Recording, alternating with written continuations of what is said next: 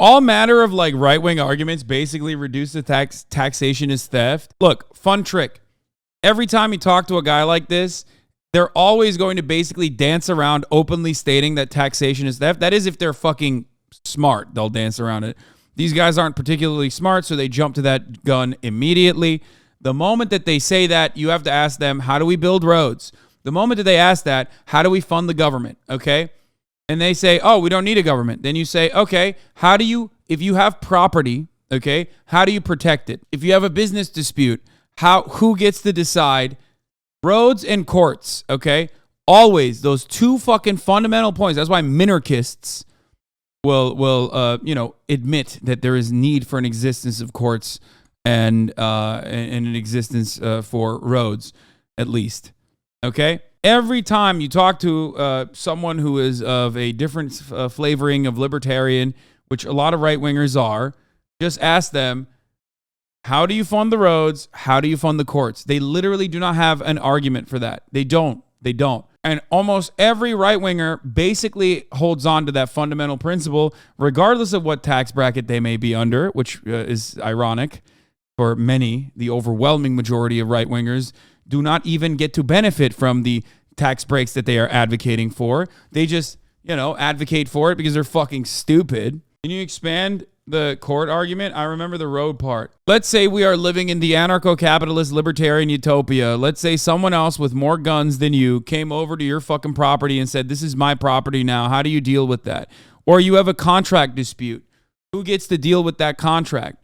Let's say you hired someone to do your job, do a job for you, and then they didn't do the job that you hired them to do. How do you fucking force them to do it if they have more guns than you? You have to take it to a court, right? And the court has to be impartial. Like, they have to be impartial. No one is going to abide by the non-aggression principle. Let's be fucking real. And the non-aggression principle always is going to be overridden by whoever has more guns. What is this? You fucking level 1 rookie bitch-ass commentators on Twitter. You not fooling a libertarian by bringing up them bitch-ass roads. You must drive on the roads. You must hate the roads. And you somehow think that the thing that's gonna stump us and be like, damn, fuck this libertarian shit, is the motherfucking roads. Jesus Christ. Walter Block has a long form write-up of the privatization of roads and highways. This is level 1 shit. Just because you can't figure out how minus tax. So how does that work though? No, go ahead. I love that. It's like every road needs to be a toll road. Okay. How does that work though? Who builds it originally? Why are they building it? Because you're trying to put a toll system on already pre-existing roads, but we're talking about roads that you have to build. Who the fuck is building those roads? Why would there be a network of connecting roads in a situation? How do you enforce the toll? You put a toll there, I drive my tank right through it. How do you enforce that toll? What do you got, auto turrets? This is why decentralized structures that crypto libertarians advocate for always fucking fall apart, okay? Because might is right politics would just destroy it. And let me tell you, there's always someone with a bigger gun than you, okay? How do you fund the roads? Us kindergartners would appreciate a quick catch-up. Taxes, man. That's how you fund the roads.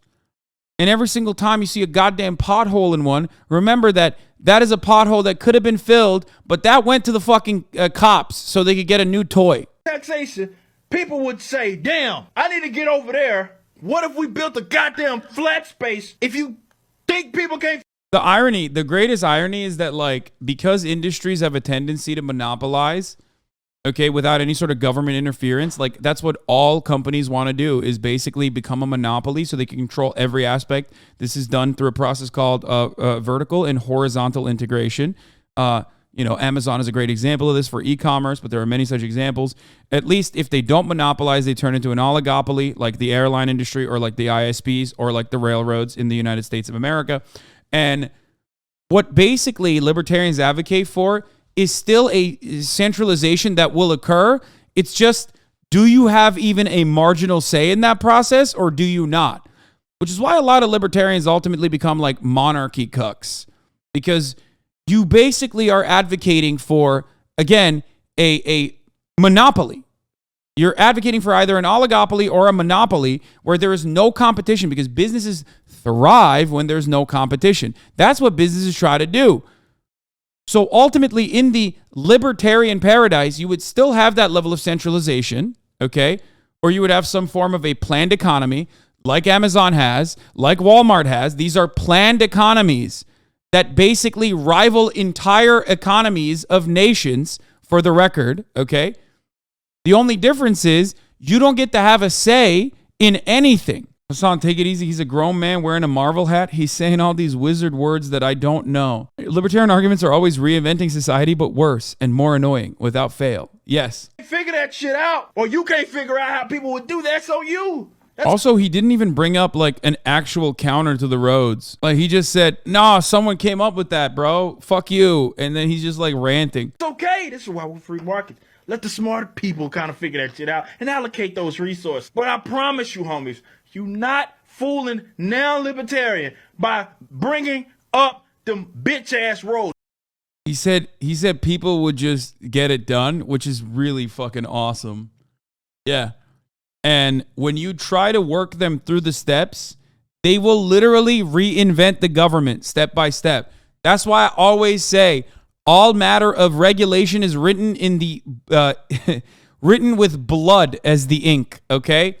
All matter of regulation, just like what Elon Musk was doing at fucking Twitter, is created. All matter of rules and regulation in many circumstances is created because people died.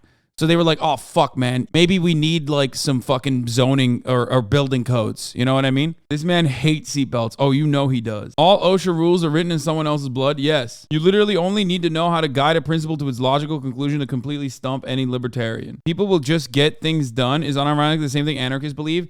Yes.